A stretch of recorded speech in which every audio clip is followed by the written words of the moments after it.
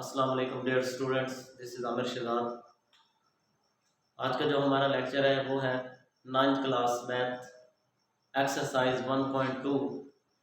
लेकिन एक्सरसाइज 1.2 को स्टार्ट करने से पहले हमें एक्सरसाइज 1.2 के मुतालिक कुछ डेफिनेशंस हैं उनको स्टडी करना होगा, क्योंकि अगर हमें उन डेफिनेशंस वगैरह का पता होगा तो हम 1.2 के अंदर दिए गए तमाम मैट्रिसेस की आइडेंटिफिकेशन कर सकते हैं, पहचान कर सकते हैं। तो जब तक उन डेफिनेशंस को या उन एग्जांपल्स को नहीं समझेंगे तो हमें 1.2 की समझ नहीं आ सकती। तो सबसे पहले हम डेफिनेशंस को समझते हैं। तो पहली डेफिनेशन हमारे पास है रो मैट्रिक्स। सबसे पहली है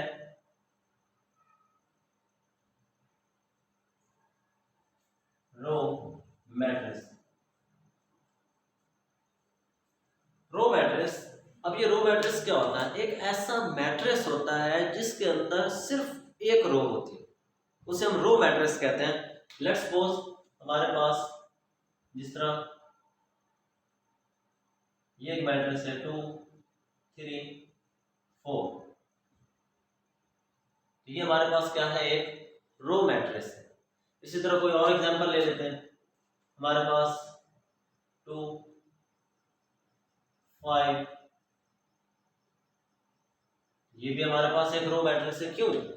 कॉलम चाहे जितने मर्जी हो लेकिन रो एक होनी चाहिए। अब इसमें देखो तो इसमें 3 कॉलम है लेकिन रो एक है, इसमें देखो तो इसमें 2 कॉलम है लेकिन रो एक ही है। तो ऐसा मैट्रिक्स जिसके अंदर सिर्फ एक रो हो हम उसको रो मैट्रिक्स कहते हैं। उसके बाद हमारे पास है column matrix.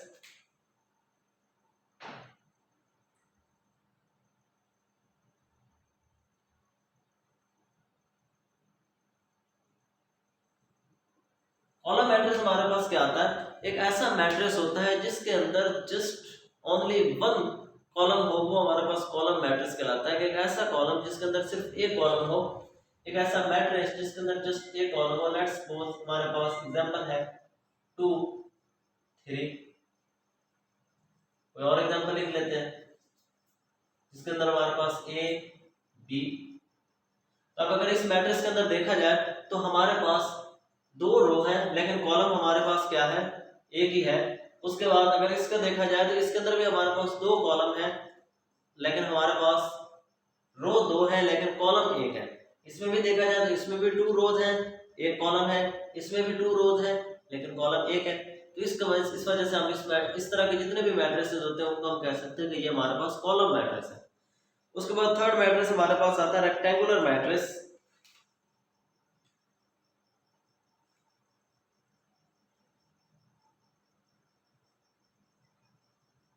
Rectangular matrix, rectangular matrix क्या होता है? अब आप लोगों ने ऑर्डर पढ़ा था मैट्रिक्स का, तो ऐसा मैट्रिक्स जिसके अंदर हमारे पास number of rows and number of columns equal नहीं होते। लेट्स सपोज 2 3 4 5 6 7, तो ये हमारे पास एक मैट्रिक्स है। अब अगर इस मैट्रिक्स को देखा जाए तो इस मैट्रिक्स के अंदर हमारे पास 2 रोज हैं लेकिन कॉलम हमारे पास कितने हैं? 3। जिसका मतलब ये है कि इसके अंदर नंबर ऑफ रोज और नंबर ऑफ कॉलम्स इक्वल नहीं है। तो ऐसा मैट्रिक्स जिसके अंदर नंबर ऑफ रोज और नंबर ऑफ कॉलम्स इक्वल नहीं होते उसको हम रेक्टेंगुलर मैट्रिक्स कहते हैं। इसके बाद कोई और एग्जांपल ले लेते हैं। जिस तरह हमारे पास है 2 3 4 6 1 8। अगर इस मैट्रिक्स को देखा जाए तो इस मैट्रिक्स के अंदर हमारे पास 3 रोज है लेकिन कॉलम 2 है। तो 3 रोज है और 2 कॉलम है, जिसका मतलब ये है कि ये भी हमारे पास क्या है? एक रेक्टेंगुलर मैट्रिक्स है। उसके बाद हमारे पास आता है स्क्वायर मैट्रिक्स। स्क्वायर मैट्रिक्स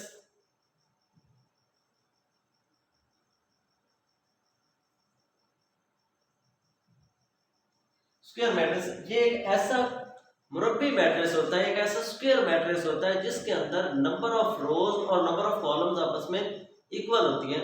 जिस तरह हमारे पास लेट्स सपोज 2 3 4 एंड 5। अगर इस मैट्रिक्स को देखा जाए तो इसके अंदर 2 रोज है और 2 ही हमारे पास क्या है? कॉलम्स है। तो ऐसे मैट्रिक्स जिसके अंदर नंबर ऑफ रोज और नंबर ऑफ कॉलम्स आपस में इक्वल होते हैं, तो वो हमारे पास स्क्वायर मैट्रिक्स कहलाता है। इसी तरह पांचवा मैट्रिक्स हमारे पास है नल मैट्रिक्स।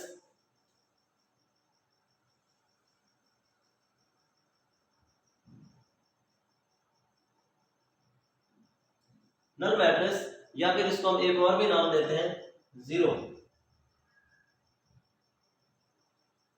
जीरो मैट्रिक्स कि ऐसा मुरब्बी मैट्रिक्स, ऐसा स्क्वायर मैट्रिक्स जिसके तमाम एलिमेंट्स हमारे पास क्या हो जाए, जीरो हो, सिफर हो, वो हमारे पास क्या कहलाता है, नल मैट्रिक्स कहलाता है। जिस तरह हमारे पास एग्जांपल है 0 0 0 0, या फिर एक और एग्जांपल लिख लेते हैं 0 0, या फिर तो ये तीनों एग्जांपल जो है ये हमारे पास किसकी हैं, ये हमारे पास सिफरी मैट्रिक्स की हैं, इट मींस नल या फिर जीरो मैट्रिक्स की हैं। अब देख लो इसके अंदर तमाम एलिमेंट्स हमारे पास जीरो है, इसके अंदर भी तमाम एलिमेंट्स जीरो है, इसके अंदर भी तमाम एलिमेंट्स जीरो है। तो ऐसा मैट्रिक्स जिसके तमाम एलिमेंट्स जीरो हो वो हमारे पास नल मैट्रिक्स कहलाता है। उसके बाद हमारे पास है transpose of matrix.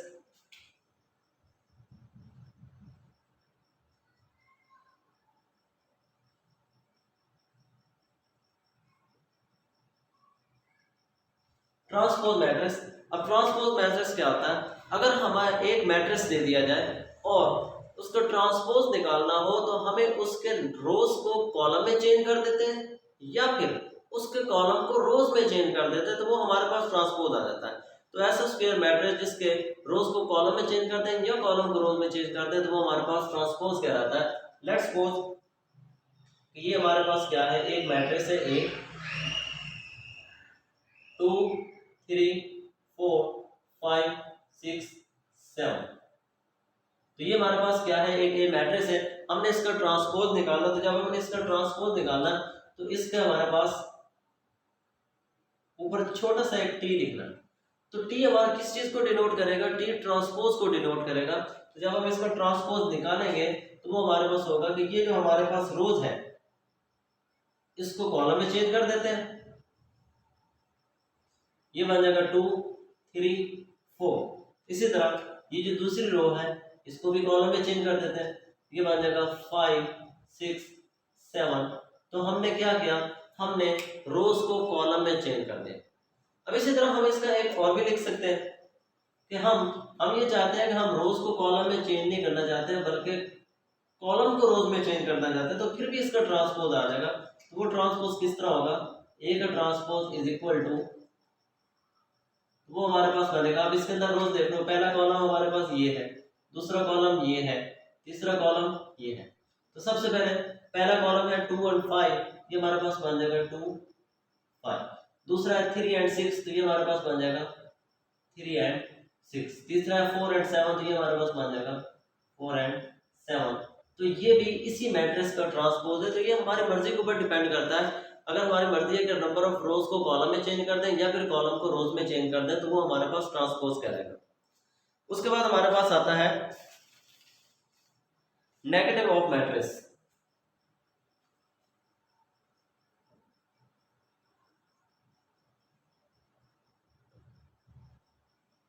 Negative of matrix, तो लेट्स सपोज हमारे पास एक स्क्वायर मैट्रिक्स है जो कि ए है, A is equal to -2 3 4 -5। Let's suppose ये हमारे पास क्या है, एक मैट्रिक्स। अब नेगेटिव मैट्रिक्स का मतलब क्या है, नेगेटिव मैट्रिक्स का मतलब ये है कि हमने उस मैट्रिक्स को माइनस से मल्टीप्लाई कर देना है, और हमें पता है कि हम जब भी माइनस से मल्टीप्लाई करते हैं तमाम अलामात चेंज हो जाती हैं, तो हम इसको भी माइनस से मल्टीप्लाई करेंगे इज इक्वल टू, इसको भी माइनस से मल्टीप्लाई करेंगे, तो -2 3 4 एंड -5। अब जब ये माइनस अंदर मल्टीप्लाई होगा तो ये सारी अलामात जो है ये चेंज हो जाएंगी। ये हमारे पास बन जाएगा, ये -2 +2 बन जाएगा, +3 -3 बन जाएगा, +4 -4 एंड -5 +5 बन जाएगा। तो ये हमारे पास आ गया नेगेटिव ऑफ मैट्रिक्स का। हमने मैट्रिक्स को माइनस से मल्टीप्लाई कर दिया तो वो हमारे पास नेगेटिव है।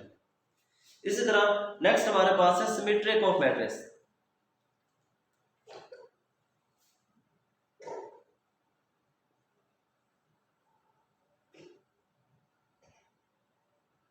Symmetric of symmetric matrix. तो सिमेट्रिक मैट्रिक्स हमारे पास क्या होता है? एक ऐसा मैट्रिक्स होता है जिसके अंदर हमारे पास एक कंडीशन फुलफिल होती है। वो कंडीशन क्या है कि अगर हमारे पास मैट्रिक्स ए है और इस मैट्रिक्स ए का हम ट्रांसपोज लें और इसको और इस ये जो हमारे पास जब हम उसका ट्रांसपोज लेते हैं तो वो पहले मैट्रिक्स के इक्वल आ जाता है, तो हम उसको कह सकते हैं कि ये हमारे पास सिमेट्रिक मैट्रिक्स है। तो सिमेट्रिक मैट्रिक्स के एग्जांपल लिख लेते हैं कि लेट्स सपोज हमारे पास m is equal to 1 2 3 and 2 - 1 4 and 3 4 0। तो लेट्स सपोज ये हमारे पास क्या है? एक मैट्रिक्स है। अब हम इसका ट्रांसपोज लेते हैं, तो जब हम इसका ट्रांसपोज लेंगे तो ये हमारे पास बन जाएगा एम्प्टी। और हमें पता है कि ट्रांसपोज कैसे लिया जाता है कि हम नंबर ऑफ रोज को नंबर ऑफ कॉलम में चेंज कर दें या फिर कॉलम को रोज में चेंज कर दें तो वो हमारे पास ट्रांसपोज आ जाता है। तो हम इसके नंबर ऑफ जो रोज है उसको कॉलम में चेंज कर देते हैं। ये बन जाएगा 1 2 3। उसके बाद दूसरी रो है 2 - 1 4 और तीसरी रो हमारे पास है 3 4 0। तो अगर इनको देखा जाए तो इनके तमाम एलिमेंट्स 1 2 3, ऊपर भी 1 2 3, 2 - 1 4 2 - 1 4 3 4 0 3 4 0। तो तमाम एलिमेंट्स जो हैं कॉरस्पॉन्डिंगली आपस में क्या है? इक्वल आ रहा है। तो हम इसको कह सकते हैं कि ये हमारे पास जो है ये एक सिमेट्रिक मैट्रिक्स है। क्यों? क्योंकि ये इस कंडीशन को फुलफिल कर रहा है। तो एक ऐसा स्क्वायर मैट्रिक्स जिसका ट्रांसपोज लें फिर भी वो अपने पहले मैट्रिक्स के इक्वल है, वो हमारे पास ट्रांसपोज मैट्रिक्स कहलाता है। इसी तरह हमारे पास ये ट्रांसपोज मीन अगर हम उसका ट्रांसपोज लें और अपने पहले मैट्रिक्स के इक्वल आ जाए तो वो सिमेट्रिक मैट्रिक्स होता है। इसी तरह हमारे पास नेक्स्ट मैट्रिक्स है सिक्यू सिमेट्रिक।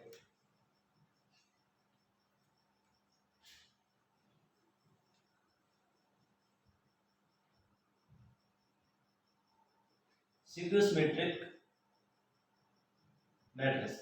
अब सिक्यू सिमेट्रिक मैट्रिक्स हमारे पास क्या होता है? ये हमारे पास एक ऐसा मैट्रिक्स होता है कि अगर हमारे पास कोई मैट्रिक्स ए है, हम उसका ट्रांसपोज लें और उस मैट्रिक्स ए को फिर माइनस से मल्टीप्लाई करें तो वो इक्वल आ जाए तो ये सिक्यू सिमेट्रिक होता है। अगर माइनस से मल्टीप्लाई करने के बगैर इक्वल आ जाए तो वो सिमेट्रिक होता है। अगर माइनस से मल्टीप्लाई करने से इक्वल आए तो वो सिक्यू सिमेट्रिक होता है। तो लेट्स सपोज हमारे पास एक एग्जांपल है 0 2 3 a is equal to 0 2 3 -2 0 1 and -3 -1 0। तो ये हमारे पास क्या है? एक मैट्रिक्स है।